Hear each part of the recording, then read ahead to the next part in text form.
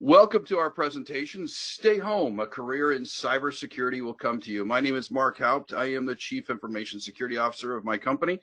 I hold a number of security certifications, including a master's degree in information security. So please join us here for this 101 level class, if you will, on how to have a career in cybersecurity.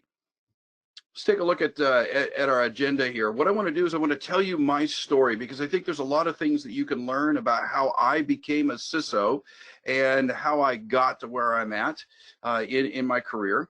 And then I want to talk about an amazing and surprisingly diverse world that you can come into cybersecurity from a number of different disciplines, a number of different types of jobs that you have. So it's not strictly an IT environment. And then I want to help you determine what your career track is within cybersecurity, and then give you a few pointers on how you can pursue your dreams within cybersecurity. So the first thing I want to do is tell you my story, and also I want to talk to you a little bit about the title of this presentation about staying home and the cybersecurity will come to you.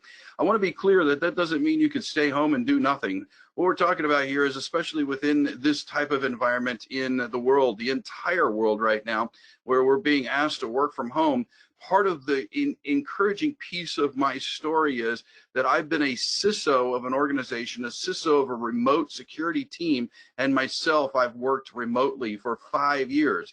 So when we say stay at home, you can stay at home and do your education. You can stay at home and do your job even, and have an exciting career in cybersecurity. So let's launch into what my career was and how I got to where I am today.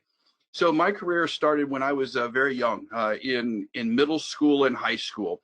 In 1983, I began looking at computers and excited about these crazy little things that can cause designs on screens, and especially the games that we could play on simple things like the Apple IIes and the Commodore 64 type of computers.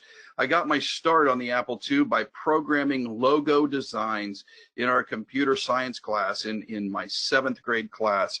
And then what I learned from that is that I learned that I didn't like programming. And so just that one class and that one opportunity gave me a little bit of a discouragement in computers, because overall I liked computers, but here it was, I did not like the programming. And at that point, it really wasn't expressed to me that there are other careers and other opportunities within computing besides just programming. So it was another few years in 1988 before I tried computing again, more than just gaming and more than just kind of tinkering with the devices. When I was offered an internship in my high school computer lab, and actually this was a brand new computer lab, because I had been tinkering with the computers for a couple of years, they actually asked me to join up and help them over the summer. We built the computer lab, so we started setting up the computers and actually programming from the installation of the operating system and making sure that they worked, and doing QA and verifying that they worked. We also built and pulled wire. We built a simple computer network in that space. And what that did is that opened up an opportunity to me that showed me that computers weren't just about programming. There were other opportunities there. And so I stuck with it and I continued with it.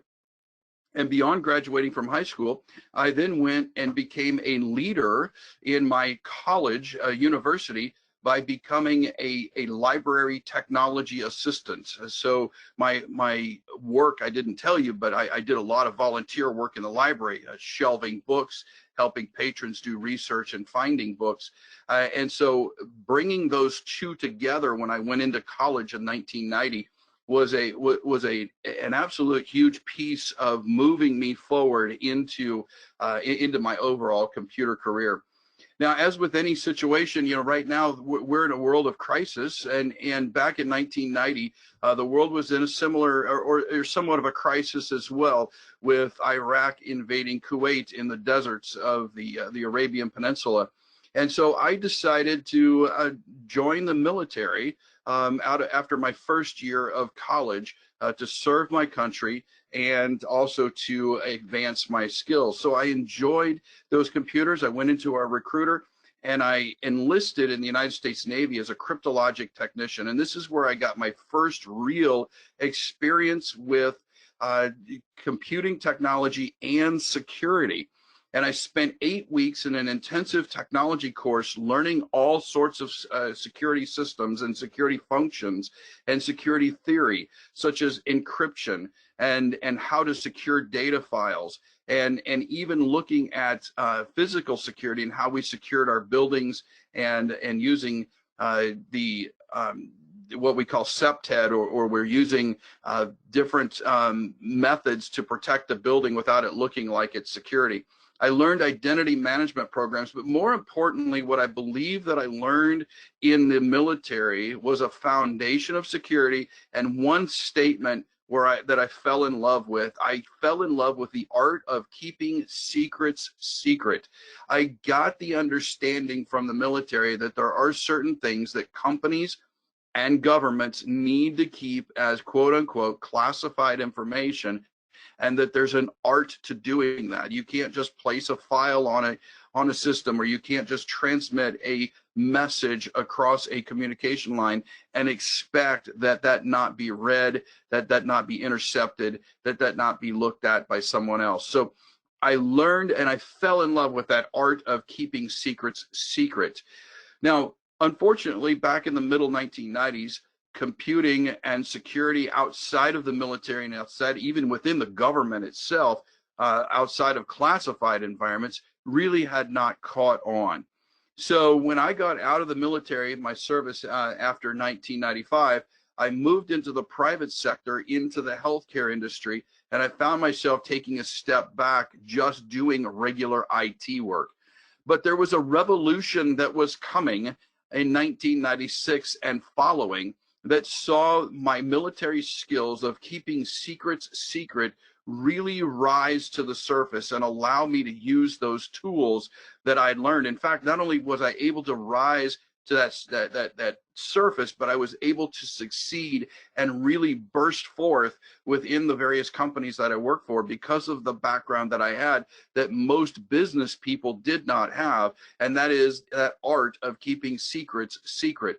So what that catalyst, if you were, that started occurring across businesses was in 1996 in the United States, when we enacted the Health Information Portability and Accountability Act, or HIPAA.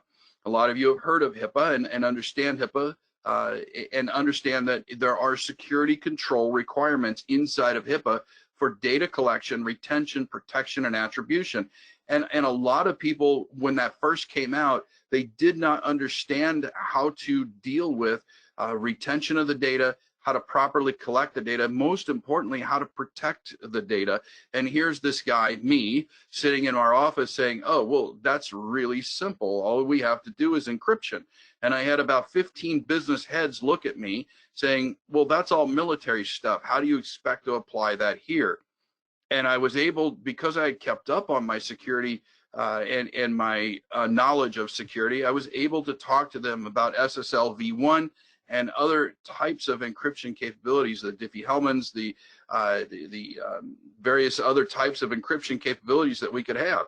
And I was able to instruct, as a very young man, I was able to instruct some very seasoned professionals in the business market on how to start protecting the data. And because of that, I immediately became an expert. So one of the lessons that I want you to learn here is that, you know, the security can come to you in the work that you do now by you learning how to do that and then stepping forth when the opportunities exist. So that's what existed for me with HIPAA. And because of that, in the community that I was in, I became known as a security expert. And though I had a long ways to go to learn, I became the go-to person. So when Gramm-Leach-Bliley Act, which is a financial securities act, came out, and again, it was talking about integrity of data and confidentiality of data, once again, the whole encryption piece surfaced, and my knowledge of encryption from my military days and from my HIPAA experience came into play. And then Sarbanes-Oxley came out in 2002, and that was focused on auditing controls. And again, you know, another military skill that came out. We often had inspections, and we often had auditors come in to make sure that we were doing what we were supposed to be doing. and we said we were what we said we were doing, and so those skills came to the surface again. And then when FISMA, the Federal Information Security Management Act here in the United States, came out and it focused on federal government information security, again, the company that I was a part of turned to me. Even though it was a private sector company, the company wanted to do business with the Internal Revenue Service and didn't know how to work with a group or a situation like FISMA. But my military background allowed me to rise to that surface. So again, the security opportunities came to me, but I had to take the opportunities, and I had to do something with them, and I had to latch onto those. And that's what I implore you to do. When you have those opportunities, take them and run with them. Make them happen for you. You cannot just sit and entirely wait for things to fall in your lap. So all of these old military skills became something relevant for me. And in 2006 and 2007, I began teaching people because my expertise had become known, and I'd filled out my expertise even further. I began teaching people the art and passion that I have, that I hope you can hear here in my voice, of keeping secrets secret. And I keep repeating that, keeping secrets secret, because when it's repeated, it's important. And that's really the heart of what we do. And it is an art for us here in security, of keeping secrets secret. So some of the key things that were going on in my career, a lot of the things that I had done to this point up until 2007, I had learned on my own. There really wasn't a good security program. There weren't security programs that you could do in undergraduate education, higher education. There weren't master's degrees. There were certifications like the CISSP and others, but we were really not able to find certifications or formal training. So I've been doing all of my training as a learning on my own, picking up the documents and fighting through them, until 2007, when I became a CTO and CISO of a higher education institution. And I sat down with these people, and I understood better what the importance of a higher education degree meant. I'm inside of this organization. I found that a lot of their security controls, a lot of their IT controls were lax controls, and they were it was a small organization, so we needed to be nimble. So I'd come out of very large enterprise organizations where security controls, because of Sarbanes-Oxley and GLBA and HIPAA, were becoming very stringent, very, very tight. I learned from my environment that I was in this higher education role, that small businesses needed to be nimble, and that we needed to have more lax security controls whenever we're doing research. And I also learned how people viewed security. Security was becoming a nuisance at that time. So I changed the way I looked at things. Even though I was teaching the art of keeping secrets secret, I also learned from these people that I worked with in higher education the importance of having the higher degree, and moving from a certification-based situation to a blue-collar type of, or a certification and blue-collar type of thing, into more of an understanding of what the higher education market looks like. And I've had a great appreciation now for what our higher education people do. And as a result, I went and I began my own journey in getting my undergraduate degree, and then eventually my own master's degree in information security and assurance. Those two things, and all of the things that I learned within that higher education environment, how to be nimble, how to even though maintaining the art of keeping secrets secret, learning how to be flexible with those, which is absolutely important. I've learned within smaller businesses and within environments that are not as regulated as a HIPAA or GLBA or Sarbanes-Oxley environment. I've learned to adapt to the various environments I'm in, and that has made me a better CISO. So when I moved into a full-time CISO role with the company I'm in now in 2015, those practices were brought in and has made me a success. So I was able to get my degrees. I finished my master's degree in 2017 that allowed me to learn the research-based and hard facts of security, to apply that to my military and other background and enhance my ability. And that's what a higher education education degree will do for you. So I was able to move into the CISO role. And what's awesome about this, I was able to bring those skills that I had of working more nimble, being more flexible with security, and I was able to do that in a remote environment. So here we come to the situation where we're in now, where the whole world is in a work from home type of state. And a lot of people wonder how we can do that from home, how we can do a security role at home. Well, I have been since 2015 a CISO in a remote work situation. So this event that we're having right now in our world where we're working from home can be done, and I've proven that for 5 years. Not only have I proven it for myself, but we have an opportunity where I've had eight work remote people on my security team, and we've done everything from incident response to forensics to compliance and auditing on a remote capability situation. I'll tell you, it's not easy. It's something you have to be disciplined about. You need to have a good place to work when you're working from home. You cannot have a situation where you're working at your kitchen table and people are roaming around in your background when you're on video and so on and so forth. You need to have a dedicated space. You need to have a good internet connection. And that would be the case with any type of IT work. You need to be able to remote desktop.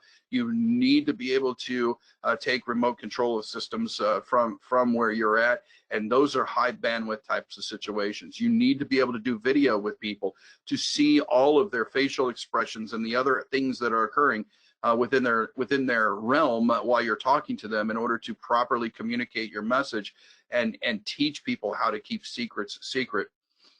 You need to have a team and a person that's full of integrity. Unfortunately, there is a myth out there, or a negative connotation out there, that people that work from home are lazy people that really don't get a lot of work done. But in reality, anytime I've had my team, if I hire the right people that are full of integrity, we actually get more work done when we're at home than we do when we're in an office setting, when we have to travel for that kind of thing. A remote person must be willing to go above and beyond to show that they are delivering and not playing on the internet. Like I said, that is vitally important, especially right now when so many people are working from home, and using all the remote tools that are available, using instant messaging tools, using video tools, so on and so forth. And one of the other key things that I've told my team members and myself is over communicate to show transparency. All right, so that's my story. I want to move in now is what kind of surprisingly diverse tracks that you can have within information security. So my first thing here is I want everybody to understand that it doesn't matter what career you're in now. Typically IT people that come into security do so from a programming thought process or background, a network security or systems engineering security type of environment. So they have a background in systems or networking or programming. But don't allow that to limit you from getting into security, because in 2020, I've hired a number of people within my security team who do not have the typical security background. I have seen people come from human resources, even from retail loss prevention type situations, where they've learned the basics of keeping a secret and keeping things secure to come into the security side of things. Inside of accounting, a lot of people inside of accounting do have a lot of integrity, and they understand the forensic sides of things. People that are coming out of banking and finance situations want to move into security because it is a structured environment that's a compliance environment. The banking and security industry or banking and finance industry is, and there's a lot of that inside of our security world. So there's a whole bunch of different opportunities that if you're currently in, you can transition into security very easily. Now understand there's some new and emerging markets for security as well. Privacy, as we've seen with GDPR over the past couple of years, and now the California Consumer Privacy Act and other legislation that's being put into place across the world, privacy is becoming a major, a new and emerging market for security and compliance professionals. Regulatory compliance is becoming even more so. We're getting people who are just specifically focused on regulatory compliance and contract compliance within their organizations, and those functions typically fall underneath a CISO's responsibility as well. You can get into those coming out of the legal environment or a paralegal type of environment. So I want to run through a couple of career tracks and the steps that it would take for you to get into security and what you have from a future perspective.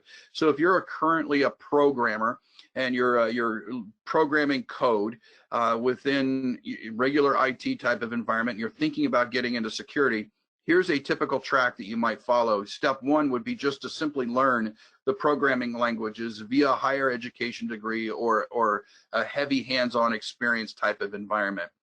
Next step two, would be for you to continue to hone those skills in programming, become an expert in writing and developing that code, and consider even more higher education certificate or certificate programs that you can get involved in with secure coding. So what I'm saying here is that you can continue your current role if you're a programmer, and what you need to do is start focusing and refining your role by maybe taking 1 or 2 classes from higher education on secure coding specifically that will enhance your coding skills. Then step 3, once you really decide that you want to start moving into the security environment, you need to start learning how to conduct security code testing, or inside of a quality assurance type situation, using web app scanners and understanding what those scanners results are and how to fix those. In this type of environment, you might want to move beyond a higher education certificate into more of a master's degree type of function, like I have with my master's in information security and assurance. And then step 4, if you remain in that skills and you've gotten all that education, you can move into becoming a security architect or a secure systems designer. And then from there, you have many options going forward in the future. You can move into more of a teaching role, where you can teach people how to secure their code, so you can share your knowledge, if you will. You can move into penetration testing, or you could even move into a management type of role to oversee other programmers and other secure code folks. And then let's not forget, again, higher education. You can actually go into research and development, get your PhD, and see that as a terminal degree option, if you will, moving all the way up to that level. If you're a network and systems engineer, your track is very similar. You learn the basic IT functions, workstation support, network support, things like that. Step 2, you increase your skill set in your basic skill set area with that flavor, if you will, that if you're a systems engineer, you want to dig deeper into Linux, or you want to dig deeper into Windows to understand how to deal with those types of situations, and look at some vendor specific certifications or some general certifications that are out there that you can get. Step 3 and 4 is where you move deeper into that. You add the master's degree, you become an engineer, you become a deep dive security professional with those skill sets. Step 5, you become that system architecture or security architect and systems designer. And then just like you could if you're a programmer, you can move into the teaching field, you can move into penetration testing, and then into management. Now, a lot of CISOs come from this network and systems engineering track. There's not a lot of CISOs that come from the track that involves programming. So if your goal is to be a CISO, you might want to consider that this is the more traditional track for a CISO, because these types of folks have more involvement with business and more involvement with actually deep dive onto the data retention and data protection sides of things rather than the specifics of the coding. Now, I also want to show you a track here where if you're wanting to go down the compliance and privacy track, it is a little bit different. Here you want to spend time learning the legal profession, or learning how to read contracts, or learning how to employ those skills there. Then you want to add some rudimentary IT skills, maybe through a small certification or baseline certification. And then you want to enter into that actual job of privacy and compliance to become a compliance engineer. From there, it kind of takes off very similar, where you become part of the compliance team or a privacy team within the organization. You then have options to move into policy development and code enforcement within politics or government work. You can move into the management line. Instead of moving from management to CISO, you might move into a chief privacy officer or a chief compliance officer. And then if you were looking for a teaching type of situation, in this case, you would move more into a legal type of teaching. So you might require a master's degree or a Juris Doctorate, or in other words, you might need to become a lawyer in order to actually teach inside the compliance and privacy track. So these are 3 examples of where you can go with your information security and compliance career. So my next question for you is what do you love doing, and what are you good at? Because that's really what's going to help us determine what your career track is. It's not, it really is the type of thing that if you want to wake up every day and go to work excited about doing that work, you really need to love what you're doing. So ask yourself some questions. What is it that makes you excited to get up and go to work every morning? What is it that you've fallen in love with? Are you able to fall in love with my statement of keeping secrets secret? Are you really able to embrace that and love that and take that as part of your world? Because if you become a security engineer, or you become a compliance or privacy engineer and moving towards those management levels and the CISO level, you have to be able to exude that you have to be able to exude that love for these so that you can influence other people, because there's not enough security practitioners out there in the world that really can keep everything secret. What we need to do is we need to be able to allow that to overflow out of us into other people so that they can recognize in their roles when things need to be kept secret. So it is something that really has to overflow, bubble out of you. Ask yourself, what do you read in your off time? What do you read about your off time, and what do you talk to about your friends? These will help you determine what you love and which track you should follow. And then talk about how you could turn these into your security career. So if you take your passion and you look at the acronym CALL, do people around you confirm to you that and suggest to you that you should be in security because they hear you talking about it all the time, because they can hear that love that you have, or that inquiry that you have coming out of you every day and every conversation that you have? Do you have the aptitude to do security? Are you willing to stay up, for hours on end doing an incident response situation? Or are you more of an 8 to 5, 9 to 5 type of person? And don't get me wrong, if you're more of that 8 to 5, 9 to 5 type person, then you probably have an aptitude for doing the privacy and the compliance track more so than a security engineering track, because that world is more of a regular schedule than a security engineer that may be called upon at any time to do a incident response or other type of situation. Does your lifestyle reflect your calling, if you will? Again, are you willing to stay up late and deal with these incident response functions? Are you willing to give up some of the fun stuff to learn your trade and have passion for your trade here in security? And do you have that longing for it? Do you wake up every morning wanting to do security? Do you go to bed every night wanting to learn more about it, and maybe get a few more paragraphs out of the book that you're reading that leads you towards this security career? So that CALL acronym, ask yourself, do you have the confirmation, the aptitude, the lifestyle, and the longing for you to come into a security track? So once you do that, how do you pursue your dreams? Once you figure out that, yes, in fact, you do have the call and you do have a strong desire to be in security, how do you pursue those dreams? Well, here's a few things that I've done along my track, and this is why my story was important to you. I find multiple people in my career that I want to talk to about this security field. So when I first joined the military, I would sit down and I would talk to the security guard at the desk. Tell me about your job. What do you do? What are you looking for? What are you watching for on those CCTV cameras? I would even talk to the guy who was repairing the fences and dealing with the septa and the bushes and things around the buildings to understand, you know, their role. And believe it or not, even those guys that were trimming the bushes, they had very specific instructions on how to trim those bushes to be so far away from windows and so low around windows and so on and so forth, that actually had security implications. So ask people, you know, how did you get where you're at?